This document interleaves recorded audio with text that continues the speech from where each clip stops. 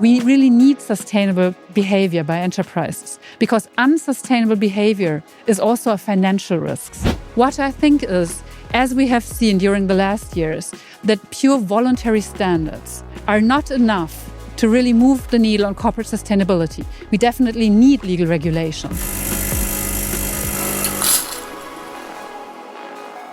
Hello everyone and hi from SOS, the Sustainability or Sapiens Summit 2025 from Mannheim.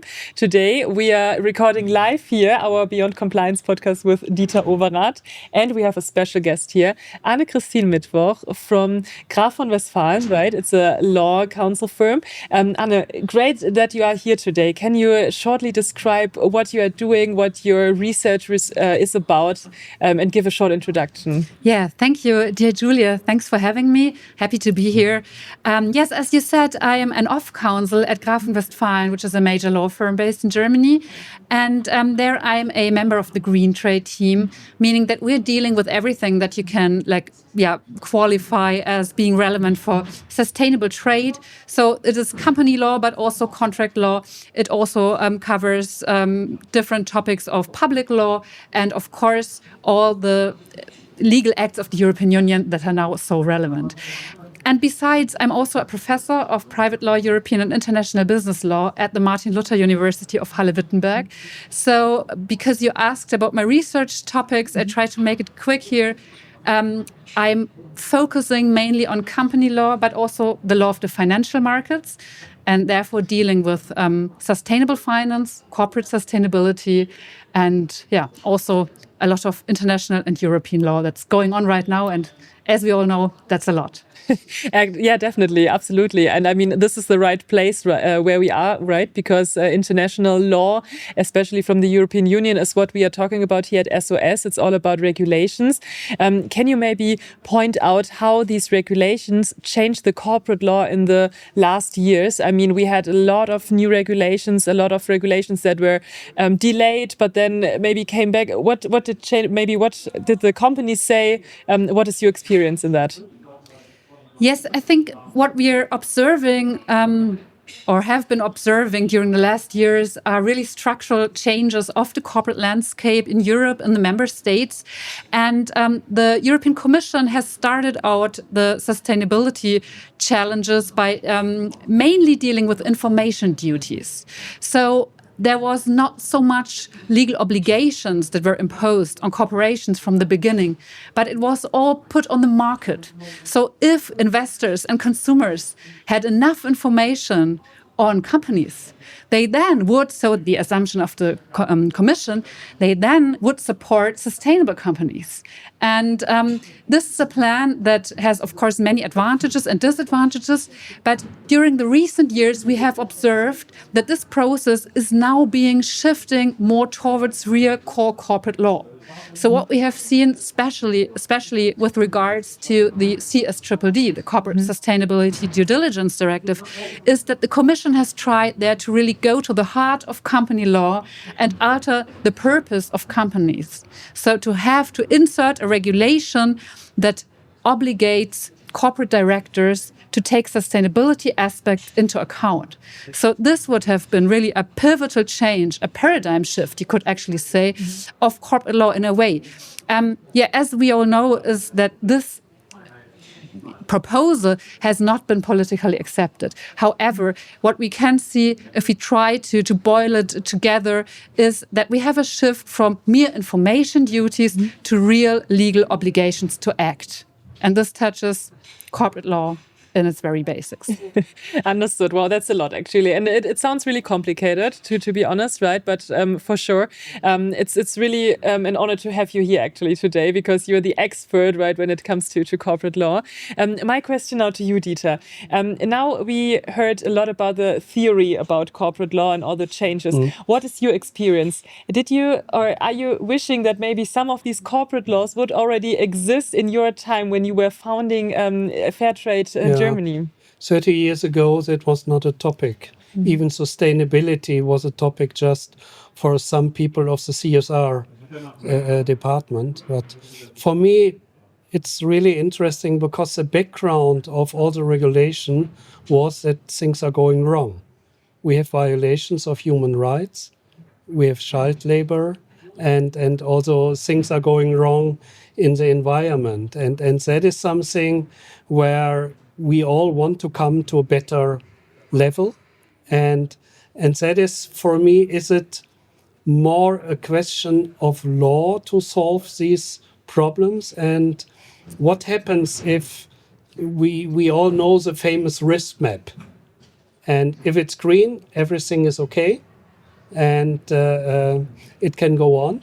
But if it's yellow or red, so how do you see that these laws are improving situations where we all thought, yes, we need these regulations to improve the human rights situation? Let's take the cocoa issue. We all know that child labor goes on. It has not stopped because of just one regulation. And that is something where I'm asking myself if this leads to an improvement, and what happens if, still cases are arising. Yeah, very good question, Dieter. Thank you. It is. I think you mentioned the risk map, and you mentioned, Julia, that the regulation is very complicated, and these are two important issues. So, as the regulation is indeed very complicated, we have seen, and we are right now observing a backlash against ESG. Yet we still have a lot of regulation in place, and more is about to come. So, how can we make it easier for corporations so that it really makes sense and moves us forward? And one thing that is being done right now, especially when we look at the financial markets law, is that labels are being invented. So you mentioned the colors green, orange, and maybe red. So this is an instrument to make it a bit easier for corporations and then for, again, consumers and investors, for the market to see how corporations act. And when we look back at your experiences, you were the founder of the Fairtrade label, as I was informed. Now we have a process of not only labeling good products or sustainable products, but also labeling sustainable companies. And this is, of course, for consumers and investors, a very important instrument to recognize what is maybe a good choice. And what happens if things go wrong? What happens if these labels are false, or if they are obtained because of deceit? Then, of course, we have the situation where lawyers, again, come into the picture, and we have the whole litigation field. So, of course, this can still happen. We don't have had so many cases yet, especially in Germany, but also in continental Europe, because the regulations that have been put into place now, they don't really have much sanctions in them. And if they are not yet implemented to a stage where we can really come up with sanctions. But this is, of course, something that we're going to see in the future. So fines, then, of course, civil law procedures, this is all possible.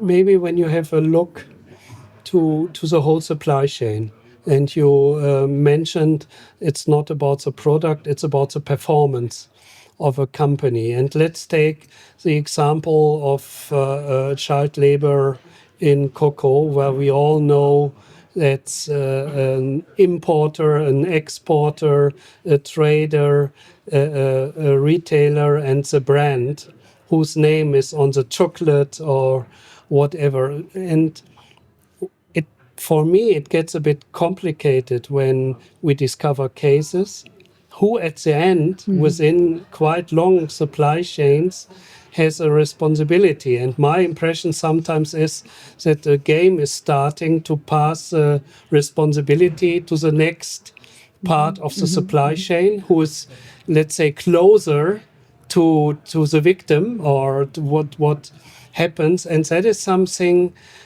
if these regulations and to see it from the side of the laws can address the responsible persons or better companies, and that is something who has to improve, right, if something happens.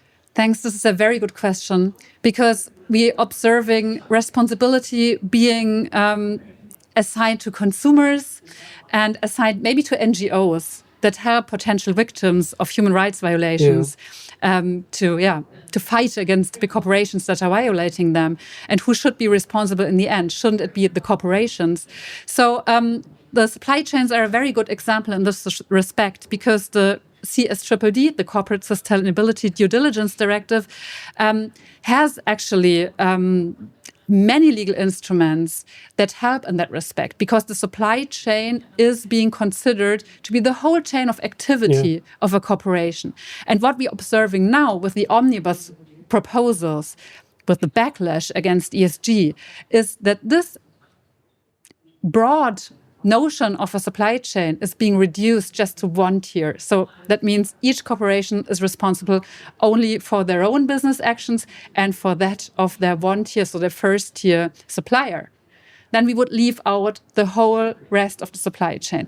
And this would, of course, be not very good and not helpful with regards to the sustainability transformation. Maybe another aspect is a stakeholder participation.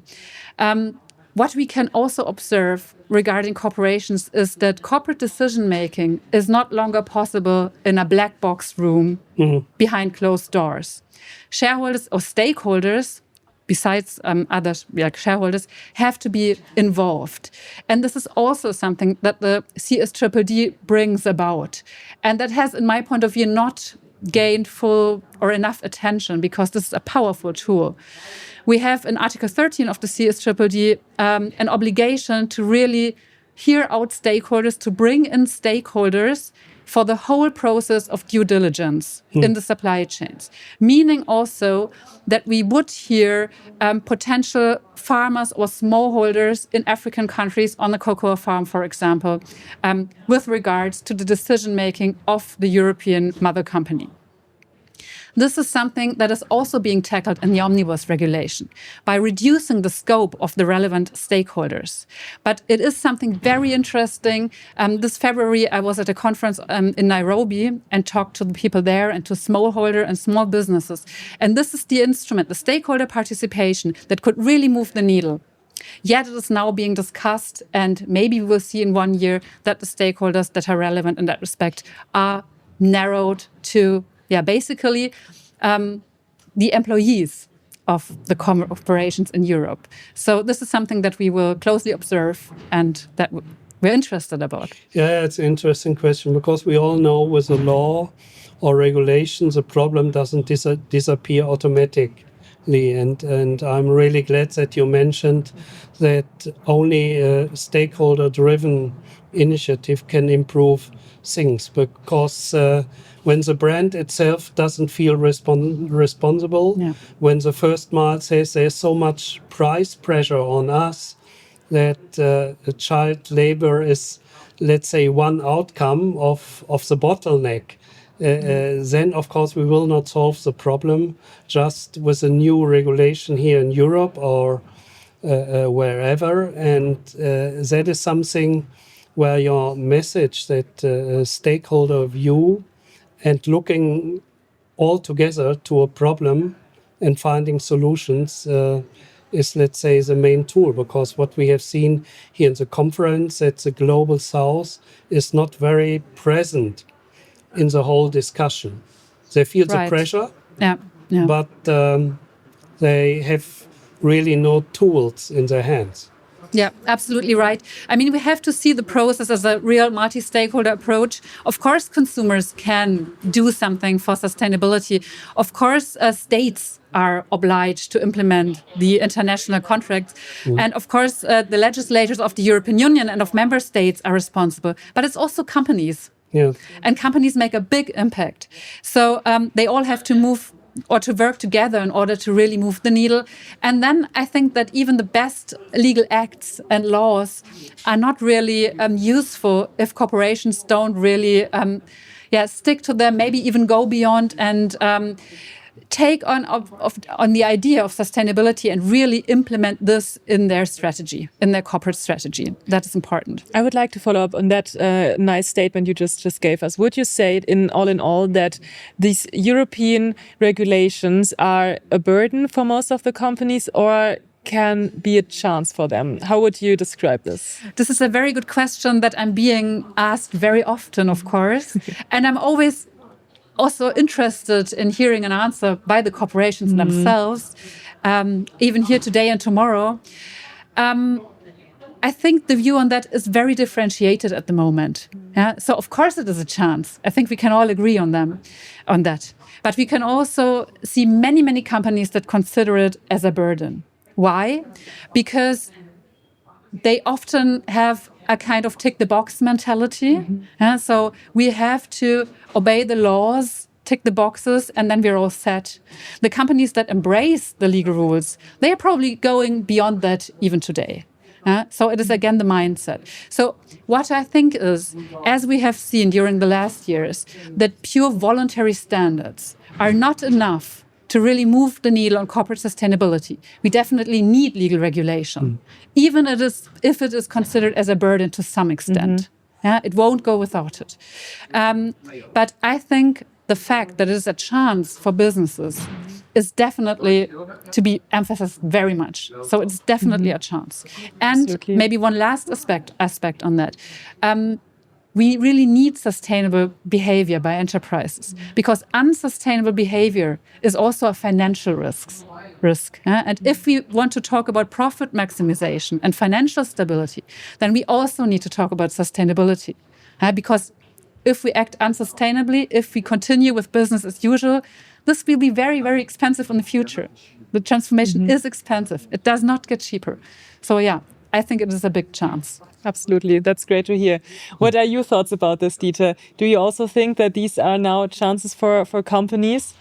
Yeah, if everybody can organize themselves to improve things, why we didn't it 10 or 20 or 30 years ago. All the reasons for legislations are on the ground, and they are, let's say, in Africa, Latin America, less in Europe, but still also some here. And that is something where I think the pressure to improve things after all decades of doing nothing or not doing enough, not doing nothing. And for me, it would be interesting, where do you see yourself in this whole stakeholder issues? Because you have to be neutral. You are not married with any company or player within the long supply chain. Because for me, it gets a bit interesting when we have a so-called yellow risk map, where we all know, okay, we have to improve things.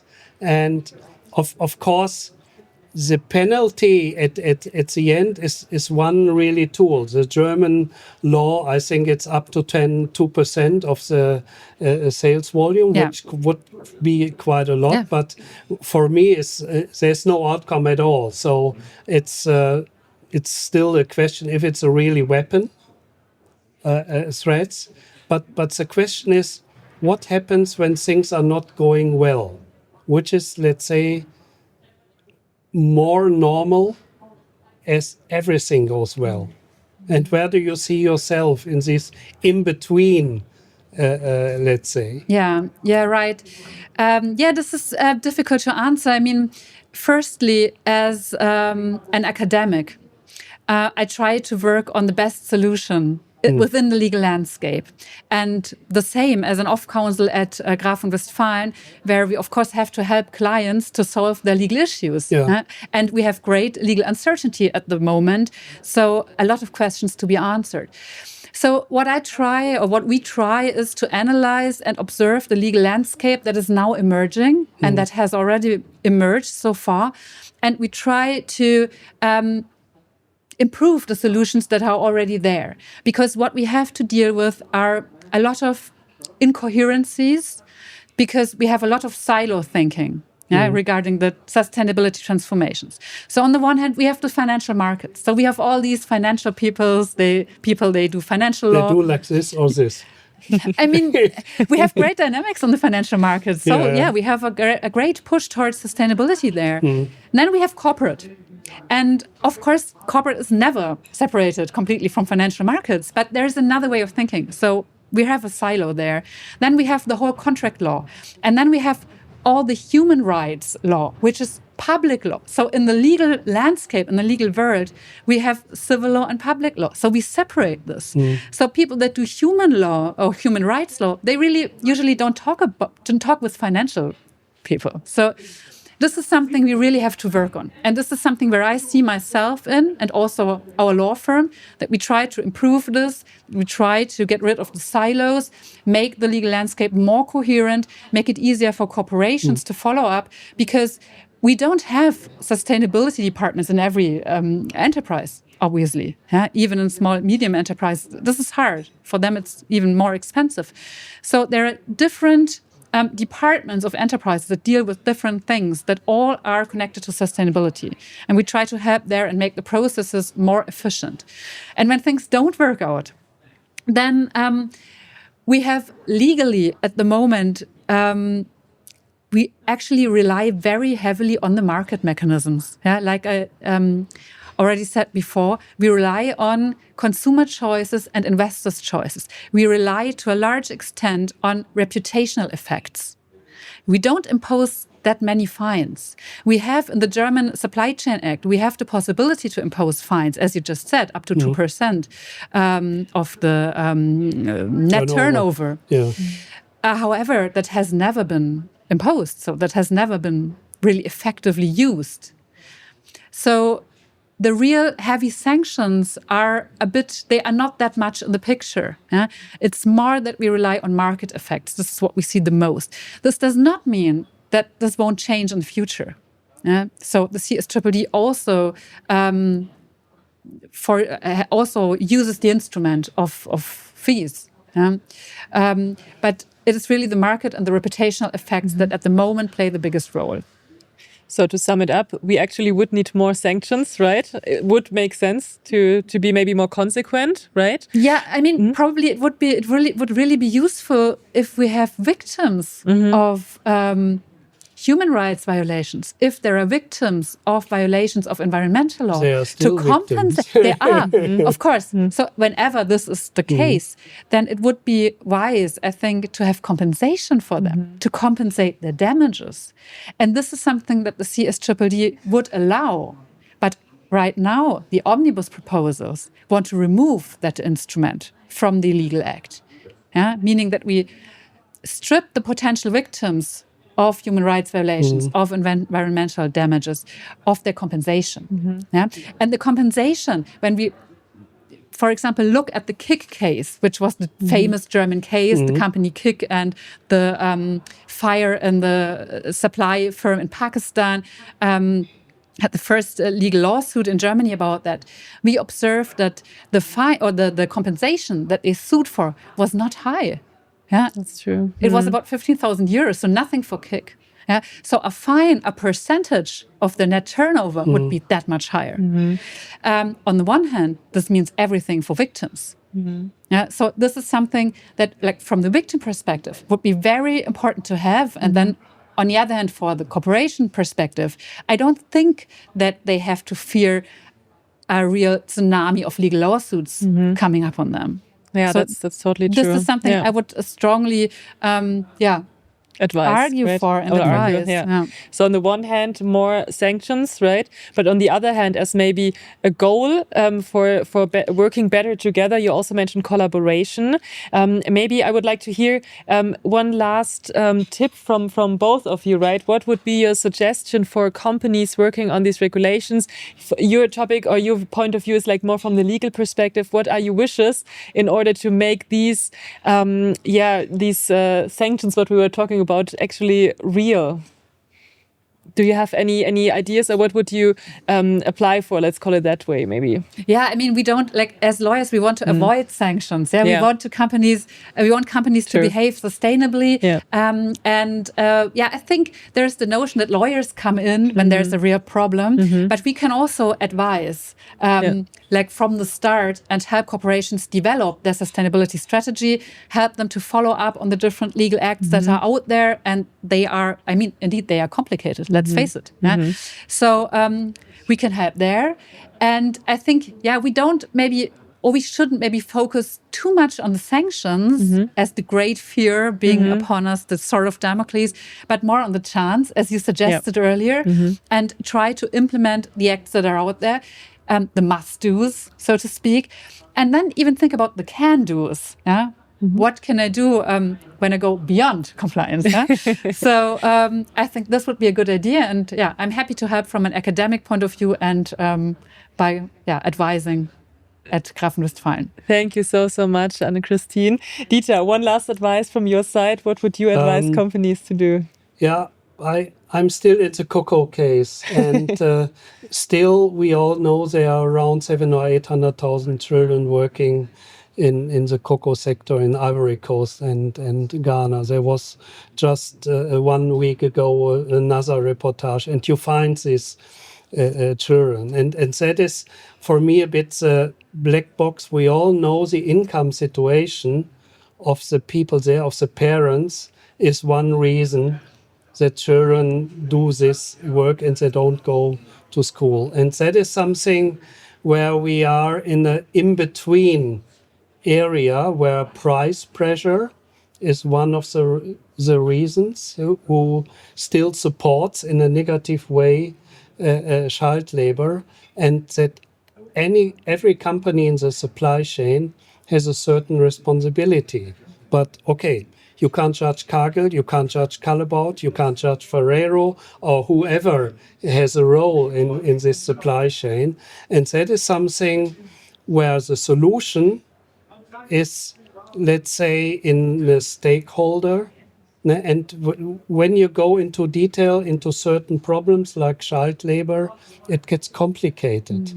And that is, of course, then when you judge a company and you know these cocoa beans, at the end, then you need transparency, came into a Ferrero or Ritter or whoever chocolate, then you can put your fingers on the sea. But we all know we never will get these kind of outcomes because the way of a cocoa bean is quite long when it gets into the supermarket. And that is something, when we have identified a really crucial problem in the environment, or let's say in human rights violation, what to do before sanctions. And that is something, and child labor is still an ongoing topic in West Africa. Absolutely. No? So and that is something where we talk about impact, but we also have to talk about solution. And if all these regulations doesn't lead that in 5 years' time we have less child labor, then the question is, so where's the impact?